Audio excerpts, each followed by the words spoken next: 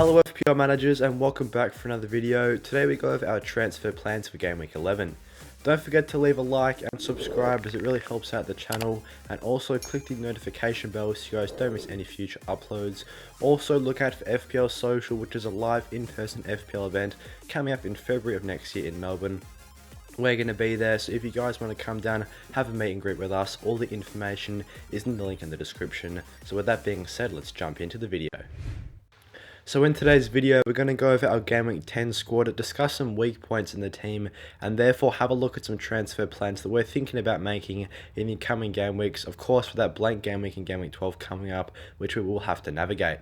First of all, having a look at the Game Week 10 squad, it's been a pretty decent week so far. We've put up 70 points. The highlights have been João Cancelo in defence with 18 points. I thought he was very impressive.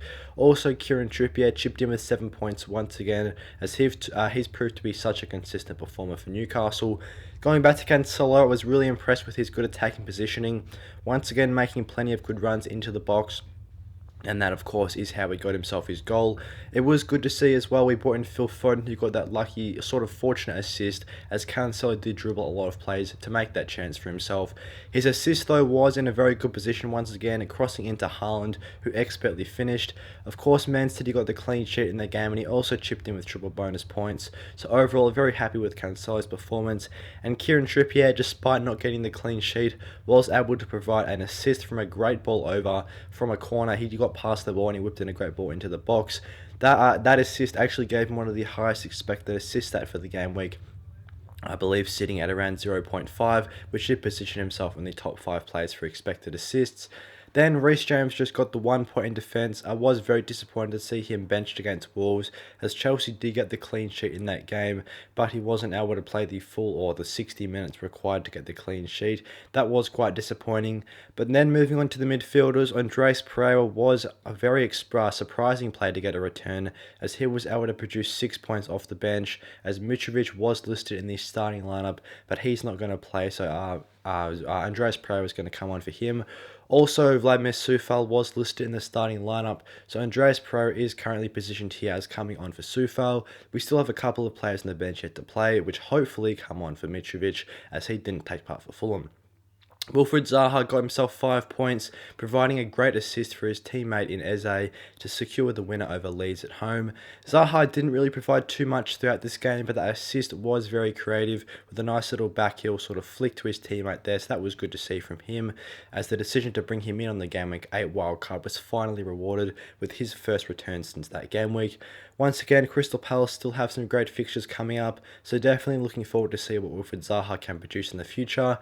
And then the heart of the team was probably Phil Foden, as he was the new transfer in this game week. He was able to provide a goal and an assist for Manchester City, once again getting into great positions for them. He was unfortunately subbed off in the 57th minute though, as he couldn't get that extra playing point or clean sheet point, which would have seen him get 13 points for the game week instead of 11.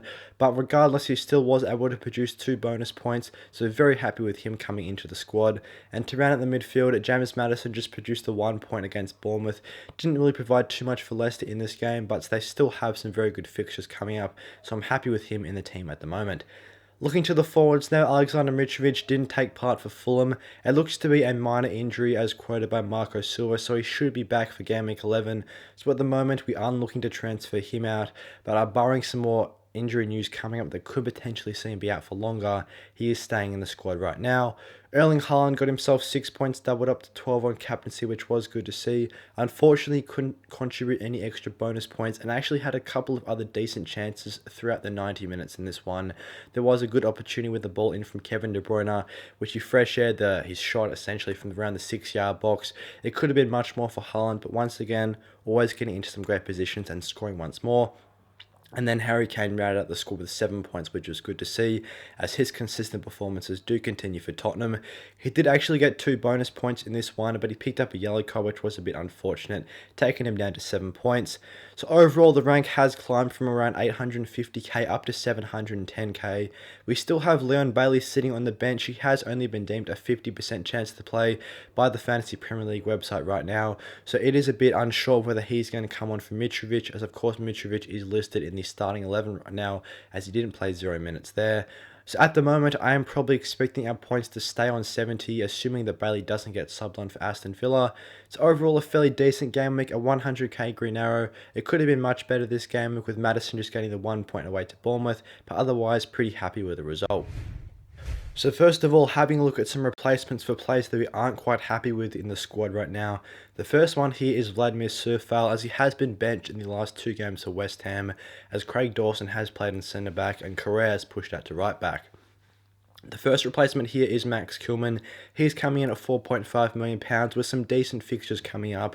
We are looking to potentially roll the transfer this game week and then make those 2 changes in game week 12, as we will have 2 free transfers this game week to sort of navigate the fact that we have triple Manchester City currently in the squad with Cancelo, Foden and Haaland. So with those 3 on the bench, obviously not playing for that game week, we can't have Soufal, who's potentially a risk to start for West Ham. And that is why we're going to look to make Kilman the starting centre-back for that week against Crystal Palace away. If we wanted to, we could bring him in game week 11, as he's got a great fixture of Nottingham Forest at home. But if we are just looking to make those 2 free transfers when they are available in game week 12, Crystal Palace, Leicester, Brentford, Brighton and Arsenal are their opponents until game week 16. So a decent batch of fixtures defensively. Obviously Wolves don't tend to concede too many goals, but they haven't scored too many either. So I am hoping for some more clean sheets from Max Kilman. He has already recorded 3 clean sheets so far. He doesn't have a crazy attacking potential with just a 0.18 expected goals, but he is a consistent starter for Wolves, and he can always lock in those clean sheets and maybe jump on the bonus points as well if they do get a clean sheet. The second one here is Timothy Castanya, who is a player coming in at just £4.4 million, which could be a great differential to have in the squad, as his ownership is sitting at less than 5% at the moment. Leicester's fixtures in general are pretty good up until game week 16, with Crystal Palace, Leeds, Wolves, Manchester City, Everton and West Ham.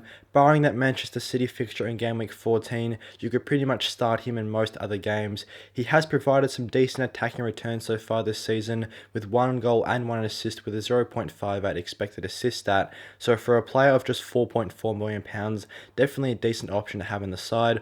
Also, Leicester's defence has improved quite significantly recently, getting a clean sheet last game week once again, which was good to see from them.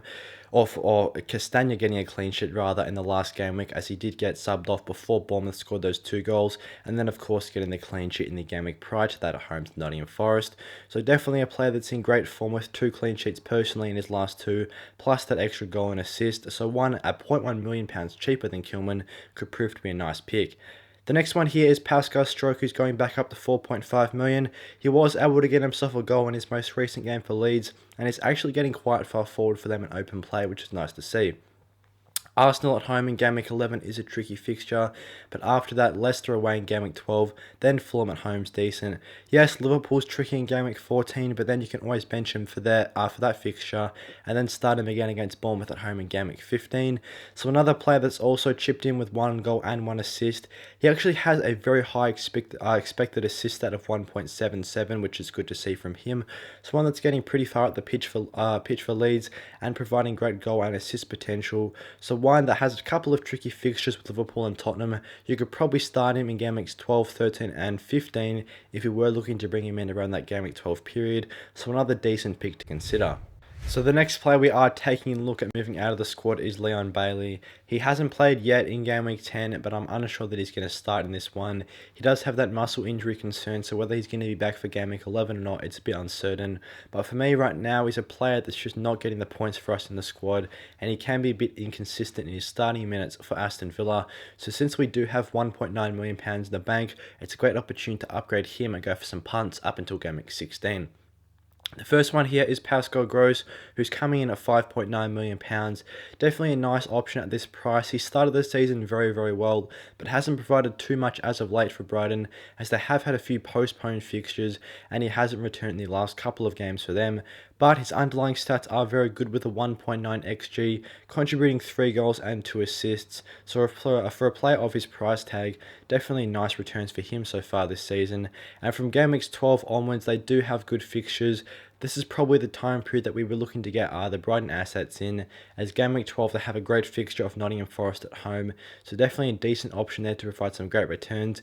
Manchester City and Chelsea could be a couple of difficult fixtures. In fact, Chelsea at home in game week 14 isn't actually the most difficult, as their defence hasn't been the greatest so far this season. Then Wolves and Aston Villa in game weeks 15 and 16 are two very good chances for Pascal Gross to get back on the score sheet, so if he can recapture his form from the start of the season, definitely a nice differential to have in the squad. Moving on to Marcus Rashford, another player that I'm really looking to get into the team. He's probably the front runner right now in getting this midfielder spot. He's coming in at £6.5 million and was very unlucky not to have himself a goal against Everton last game week, as it was quite unfairly ruled out for a handball, as I believe this probably should have been awarded as a goal to Marcus Rashford. Regardless, his underlying stats have still been very good without this chance, with a 2.21 XG, and he's also chipped in with 3 goals and 2 assists for Manchester United. And from game week 12 onwards, they do have some pretty good fixtures. Tottenham at home is not the worst. Chelsea away, yes, it's a bit difficult, but then West Ham, Aston Villa and Fulham in game weeks 14, 15 and 16 could prove to be a great opportunity for Marcus Rashford to get some goals and assists, as he's getting those consistent starting minutes for Manchester United and he's getting into some great positions as well, as we saw in that Everton game. Then Miguel Almoran, another very, very good replacement who's been in great touch recently for Newcastle. He's contributed 3 goals in his last 2 starts for them. So definitely another very good differential to have in the team, as his ownership sitting at less than 10%, and at £5.1 million right now, he is the cheapest player on this badly replacements list. His underlying stats are actually the best out of any player on this list as well, with a 3.12 XG. In game week 9, he did have an XG of 1, which was very high for that game week, and he has already contributed 4 goals this season. So definitely a player that's getting good starting minutes for Newcastle and has been in great recent form. So it could be a decent punt actually to go for from game weeks 12 onwards, because Newcastle have some superb fixtures from an attacking standpoint. The only real tricky one from game week 12 onwards is Tottenham away. Otherwise, I do fancy Everton at home, Aston Villa at home, Southampton away and Chelsea at home for him to get some more returns for Newcastle. Thanks for watching today's transfer plans for Game Week 11. I hope you guys found this video useful. If you did, give it a like and subscribe, as it really does help out the channel. Also, click that notification bell so you guys don't miss any future uploads, and look out for FPL Social coming up in February of next year in Melbourne. If you guys want to learn more about that, click the link in the description and also get tickets via the link in the description. And with that being said, I'll see you guys in the next one.